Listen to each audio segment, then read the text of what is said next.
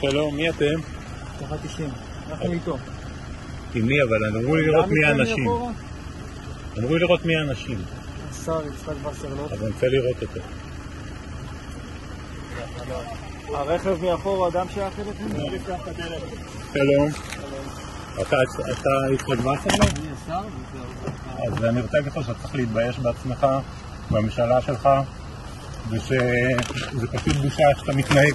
אדוני, הכל ברור. ואתה אל תיגע בי, אל תיגע בי, וכן הזמן, וכן בזמן, ואל תדחוף אותי, כי אני לא חבר שלך. אל תדחוף אותי. הכל מובן, הכל ברור. לא מובן, שום דבר. זה לא הזמן. שום דבר. זה לא המקום. שום דבר, ואתם לא נכנסים. שום דבר. לא, אתם לא נכנסים. אתם לא נכנסים. עופו מפה, עופו. יאללה, עופו. זה חבר'ה מש"ס לא עשו צבא, רוצים להיכנס, אל תיתן לו להיכנס. שיסתובב ויעוף מפה. יאללה. סגור את השער. סגור את השער. אל תפתח, תביא. סגור.